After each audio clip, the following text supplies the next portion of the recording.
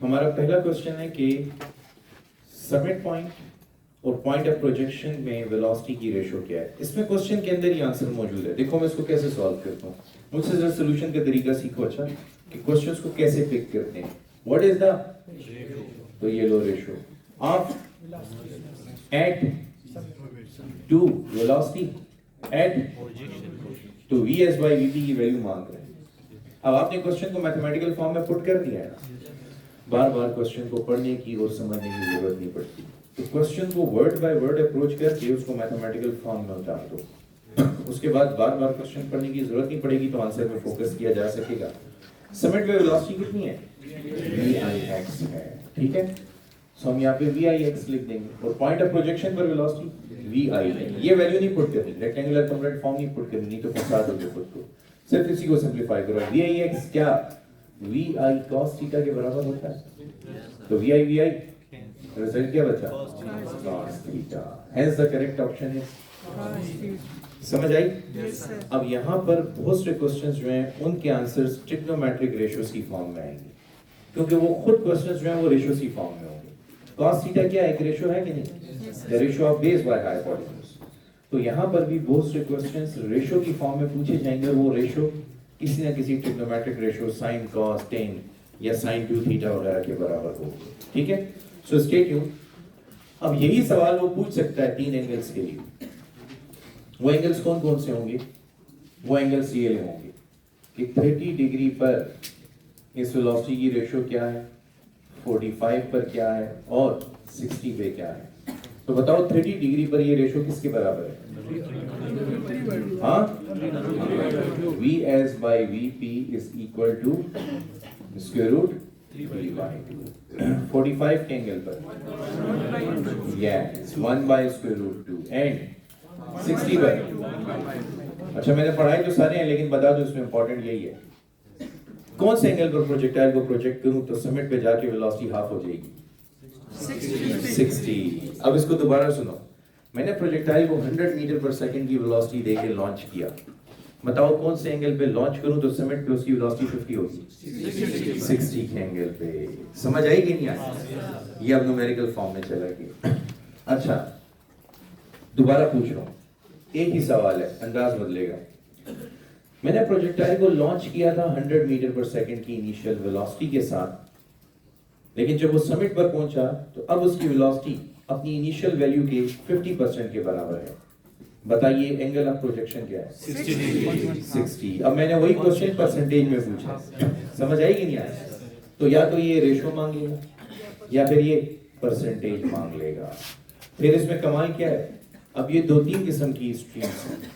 इधर देखो, ये एंगल हो तो ये रेशो है, लेकिन अगर रेशो हो तो ये एंगल है।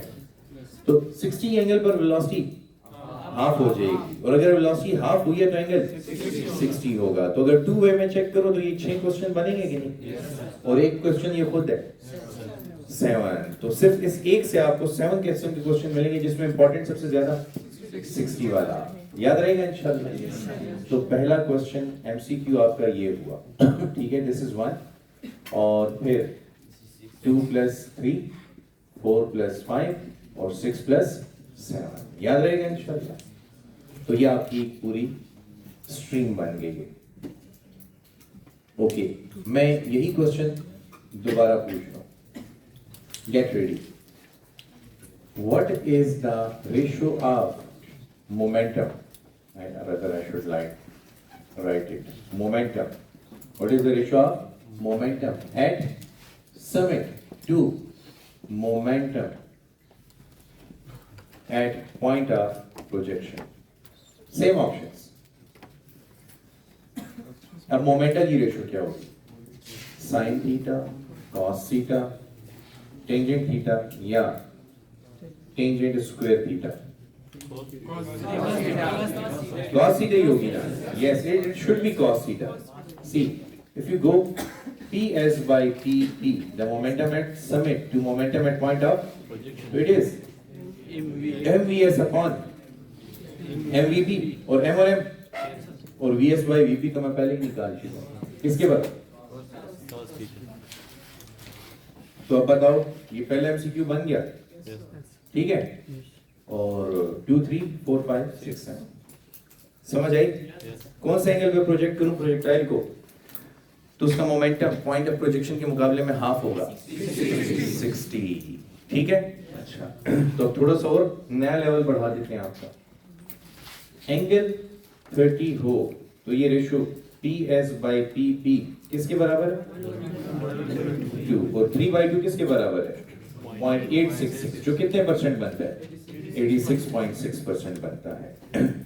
45 के एंगल पर ये रेशियो PS/PP किसके बराबर है? जो कि किसके पर 0.707, जो कितना बनता है?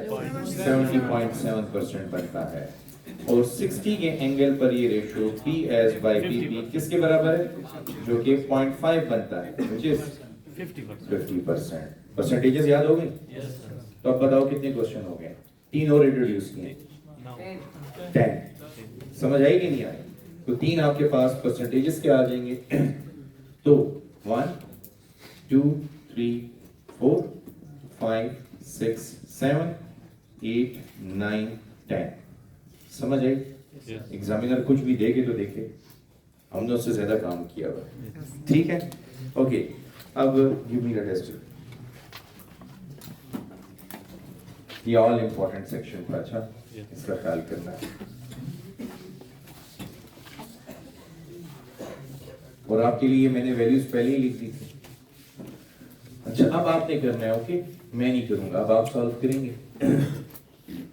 Have it. मुझे बताइए, सेम क्वेश्चन में पूछने लगा हूं काइनेटिक एनर्जी के बारे में। तो what is the ratio of kinetic energy at summit point to its kinetic energy at point of projection? अब आपके ऑप्शंस हैं cos theta, sin theta, sin square theta, cos square theta. हाँ, cos theta या cos square theta? cos square theta. Let's see how.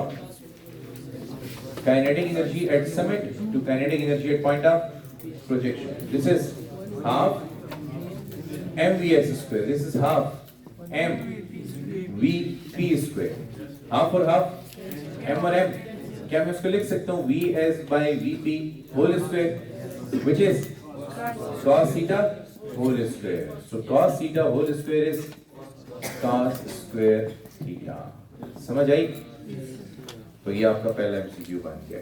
अब इसके सारे question important हैं, इसके सारे क्वेश्चन इंपॉर्टेंट हैं, तो इसके सारे क्वेश्चंस को एड्रेस करेंगे।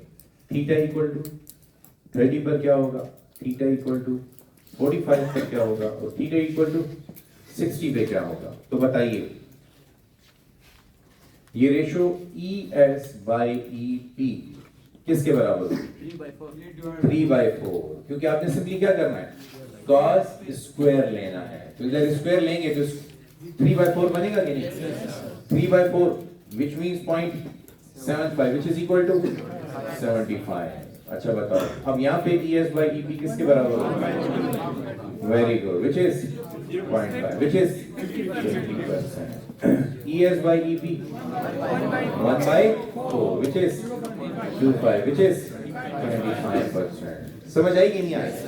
तब तो आप लोग मास्टर हो गए हैं। तो फिर क्वेश्चन भी पूछ लेता हूँ। अच्छा, सो बताइए,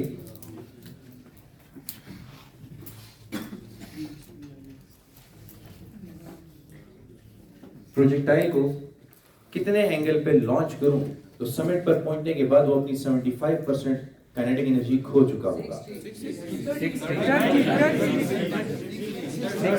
आवाम में दो राय पाई जा रही है।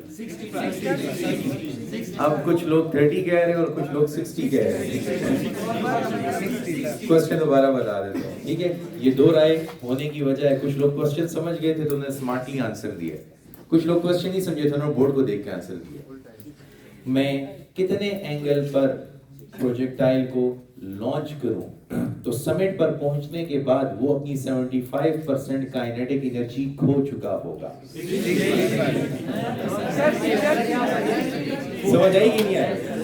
लिसन टू इट, ये अपनी energy, it has lost that energy. देखो जैसे जैसे ये ऊपर जा रहा है, it is losing kinetic energy and gaining potential energy. अब जरा देखो, जब मैं इसको छोटे एंगल पे लॉन्च करूंगा तो काइनेटिक ज्यादा होगी, पोटेंशियल कम होगी। बड़े एंगल पे लॉन्च करूंगा फिर पोटेंशियल बढ़ेगी कि नहीं, और बड़े एंगल पे लॉन्च करूंगा तो पोटेंशियल और ज्यादा होगा। तो जैसे जैसे ये ऊपर जा रहा है वैसे वैसे काइनेटिक लूज कर रहा है और पोटेंशियल गेन कर रहा है। तो जब आप 60 के एंगल पे लॉन्च करते हो तो ये रिमेनिंग काइनेटिक एनर्जी है। देखो 100% काइनेटिक एनर्जी कहां पे है, समिट पे या प्रोजेक्शन पे? प्रोजेक्शन पे 100% है। तो जैसे जैसे ऊपर जा रहा है काइनेटिक लूज कर रहा है। तो अब 60 के एंगल पर जब वो समिट पे पहुंचा तो पॉइंट ऑफ प्रोजेक्शन के मुकाबले में उसके पास कितनी काइनेटिक एनर्जी थी? 25% की। मतलब कितनी लॉस की हुई है?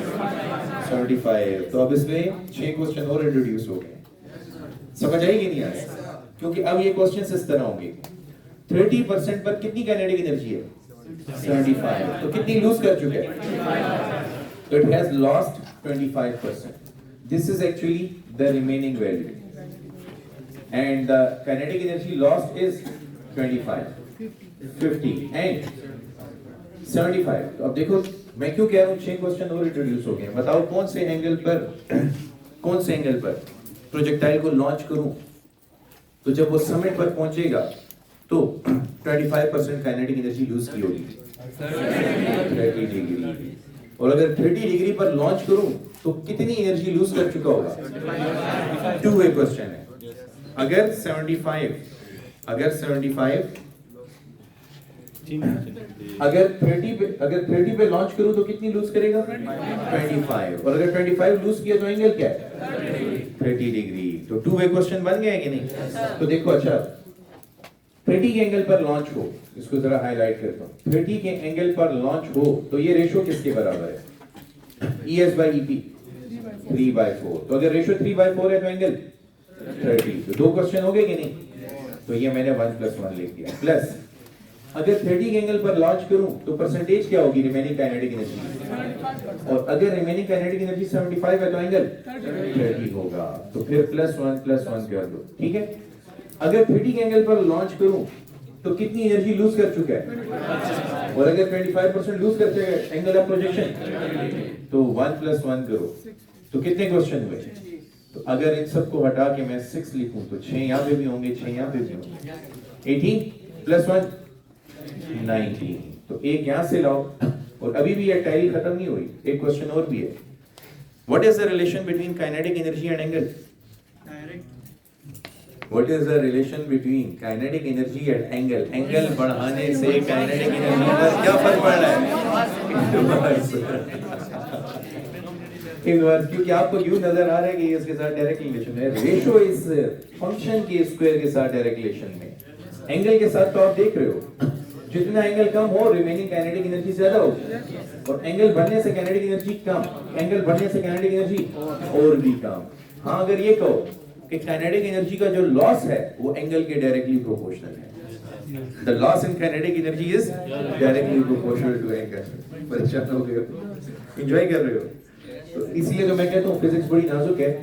एक वर्ड बदला, एक सारी गेम बदल जाएगी, सारा आंसर बदल जाएगा। तो देखो इधर देखो आप,